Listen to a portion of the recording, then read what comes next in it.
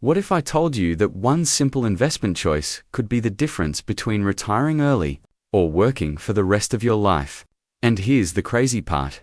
Most people don't even realize they're making this decision. Every single day, millions of investors face a silent battle. On one side, you have index funds, simple, boring, almost too easy to believe. On the other side, you have individual stocks, exciting, risky, and full of the promise of massive returns. One path is slow and steady. The other feels like a shortcut to wealth.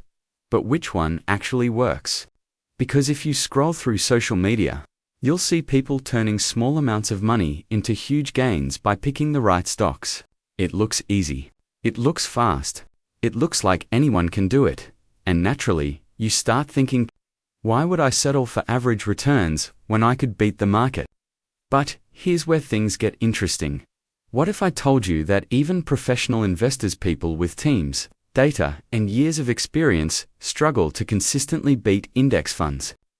What if the strategy that looks boring is actually the one quietly building the most wealth? And what if chasing individual stocks is the very thing that's keeping most people from ever getting rich? This isn't just a debate about investing styles. This is a decision that shapes your financial future. Because one approach relies on prediction, timing, and constant attention. The other relies on patience, consistency, and letting the system work for you. And the truth is, most people choose based on emotion, not logic. They chase hype. They follow trends. They react instead of plan. So, in this video, we're going to break it down in the simplest way possible. No complicated finance jargon. No confusing charts. Just clear, real-world insight. By the end of this, you'll know exactly what index funds really are, how picking stocks actually works, why one strategy consistently beats the other, and, most importantly, which one you should choose, because this decision might look small today, but 10, 20, 30 years from now, it could be worth millions. So before you invest another dollar, you need to understand this. Index funds versus stocks. Which one actually wins? Here's the biggest mistake most people make when they start investing. They think investing is about picking the right stocks. It sounds logical, right? Find a great company, buy its stock, wait for it to grow, and make money. Simple. But this idea is exactly where most investors go wrong. Because what people don't realize is that picking stocks is not just about choosing good companies. It's about beating everyone else in the market. And that's incredibly hard. Think about it like this. Every time you buy a stock, there's someone on the other side selling it. And that person might be a professional investor working at firms like Goldman Sachs or Morgan Stanley, using advanced algorithms, massive datasets, and years of experience. So the real question is, do you really think you have an advantage over them? Most people don't think about this. Instead, they rely on social media tips, YouTube, hype news headlines, or gut feeling, and sometimes they get lucky. They pick a stock that goes up 50%, maybe even 100%. And that's where the trap begins. Because one lucky win creates the illusion that investing is easy. But what they don't see are the losses that come later.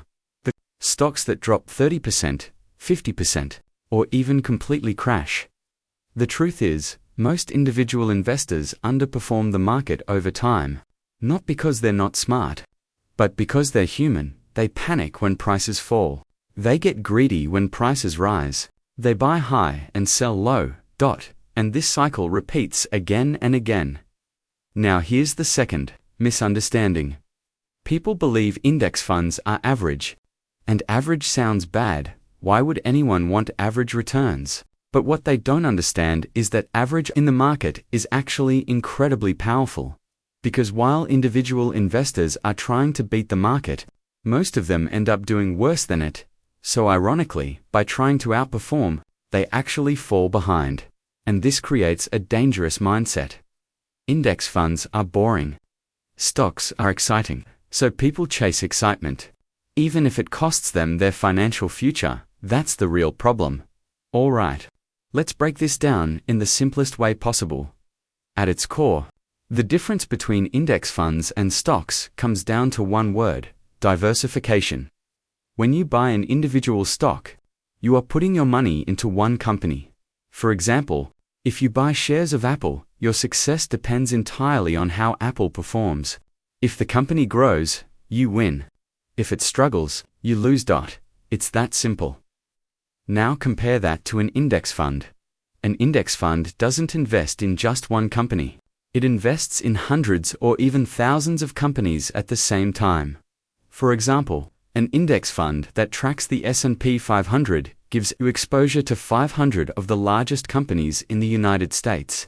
That includes companies like Apple, Microsoft, Amazon, and many more. So instead of betting on one company, you're betting on the entire market, and that changes everything. Because here's what happens. If one company fails, it barely affects your investment. If a few companies struggle, others can still grow, and over time, the overall market tends to rise. This is why index funds are considered low risk compared to individual stocks. Now let's talk about returns.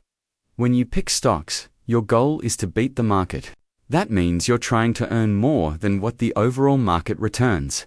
But when you invest in an index fund, your goal is simply to match the market. And historically, the market has returned around 7% to 10% per year on average over the long term.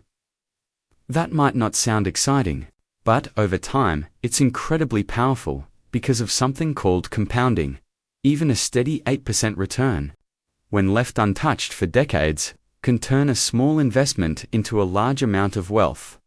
Now here's the key difference in behavior.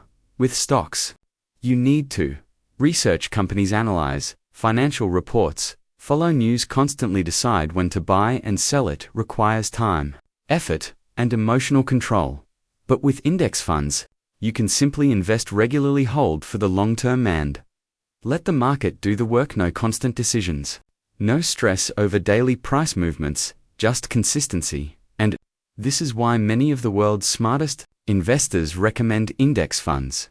Even Warren Buffett has repeatedly said that most people should invest in low-cost index funds instead of picking stocks, because in the long run, simplicity often beats complexity. So when you compare the two, stocks offer the potential for higher returns, but come with higher risk and effort. Index funds offer steady growth, lower risk, and simplicity, and for most people, that trade-off makes all the difference. So what should you actually take away from all of this? The biggest lesson is simple. Banks don't just store money, they use money constantly, strategically, and with a clear goal in mind, to make more of it. And if you want to build real wealth, you need to start thinking the same way, because most people are taught to save your money. Keep it safe, avoid risk, and while saving is important, it's only the first step. Banks don't stop at saving. They take that money and put it to work. They lend it, invest it, and build systems around it that generate continuous returns. That's the mindset shift you need. Instead of asking, how can I save more money? Start asking, how can I make my money work for me? Another important lesson is understanding debt. Most people see debt as something negative, something to avoid at all costs. But banks use debt as a powerful tool. They lend money to generate income. They structure it in a way that benefits them. They control the terms. The problem is not debt itself. The problem is using debt without understanding it. When used poorly, debt traps you. When used wisely, it can help you grow. That's exactly how banks think. And then there's awareness. Every financial decision you make has a consequence. Every fee you pay, every interest charge, every transaction, it either moves you forward or sets you back, and often, those small costs go unnoticed. But over time, they add up in a big way. So start paying attention, read the fine print, understand the real cost of loans. Be aware of where your money is going. Because once you see the system clearly, you can start making smarter decisions. And finally, the most important shift of all. Stop thinking like just a customer, start thinking like the system. Because the people who understand how money flows are the ones who benefit the most from it. Let's bring this to life with a real example. Take two investors, Sarah and James. Sarah decides she wants to pick individual stocks. She spends hours reading financial news, analyzing charts, and following stock tips on social media. After careful research, she buys a few high-growth tech stocks. At first, it goes well. One stock doubles in value within a year. Sarah feels like a genius. But then, the market shifts. Some of her picks drop 30% to 50%. She panics and sells at a loss. She tries again, chasing the next hot stock. Over 10 years, her returns are inconsistent. Some years, she earns 20%. Other years, she loses money. On average, she barely keeps up with the market and, sometimes, underperforms it. Now, look at James. James decides to invest in an index fund that tracks the S&P 500. He doesn't try to pick the next big winner. He sets up a monthly investment of a fixed amount, ignoring the daily ups and downs of the market. 10 years later, his portfolio has grown steadily. He didn't experience wild highs or painful lows. By staying consistent and letting the market grow, James benefits from compounding returns. Over decades, this strategy could turn modest investments into substantial wealth. This is not just theory. There's hard data to support it. According to multiple studies by Vanguard and Morningstar, over a 20-year period, over 80% of actively managed stock funds underperformed their benchmark index. That means the majority of people trying to beat the market with individual stocks actually made less than if they had simply invested in an index fund. In short, picking stocks can be exciting, but it's risky, and inconsistent index funds are boring. But they work over time and reduce stress. Real data shows that most people are better off with index funds. Especially if they want to grow wealth steadily without constant management. This is why many of the wealthiest and most successful investors recommend a simple, long-term approach with index funds. Here's the key lesson you need to take away from this: investing isn't about chasing excitement. It's about building wealth consistently. Over time, most people make the mistake of believing that they can outsmart the market by picking the next big stock. They think success comes from beating everyone else. But the reality is very different. The data, history, and experience of top investors all point to a simple truth: consistency beats speculation. Index funds are not flashy. They don't promise overnight riches, but they do something far more powerful: they let you participate in the growth of the entire market, without having to guess which individual companies will succeed or fail. This removes much of the stress, emotional mistakes, and risks that come with stock picking. The real power comes from time and compounding. Even modest investments, when left in an index fund over decades, grow significantly. This is the secret weapon of the average investor who becomes wealthy without needing insider knowledge, constant research, or perfect timing. Now, this doesn't mean individual stocks are useless. Stocks can deliver enormous gains, and some investors enjoy the thrill and challenge of selecting winners. But for the vast majority of people, especially those without the time, knowledge, or appetite for risk, index funds offer a smarter path. Think of it like this: stocks, potentially higher highs, but also deep lows and unpredictable outcomes; indexed funds, steady growth, lower risk, and compounding wealth over time. The lesson is not just about choosing one over the other. It's about understanding your approach to investing. If your goal is long-term financial security, freedom, and stress-free wealth building, index funds are the safer, more reliable choice. They let you focus on life, while your money works quietly in the background. So before you invest another dollar chasing the next big thing, ask yourself, do I want the excitement of trying to beat the market? Or do I want the steady path that has historically created wealth for millions of people over decades? For most people, the answer is simple: consistency, patience, and broad market exposure win in the long run. And that's exactly what index funds provide. If you want to truly understand how money grows and how to make investing work for you, it's time to take the smart approach. Don't chase the hype. Don't stress over daily stock prices. Learn the strategies that the most successful investors use: consistency, patience, and long-term thinking.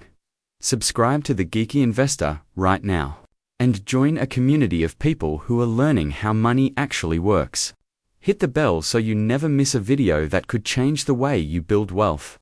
Remember, investing isn't about luck, it's about making smart choices over time. Start now, and let your future self thank you.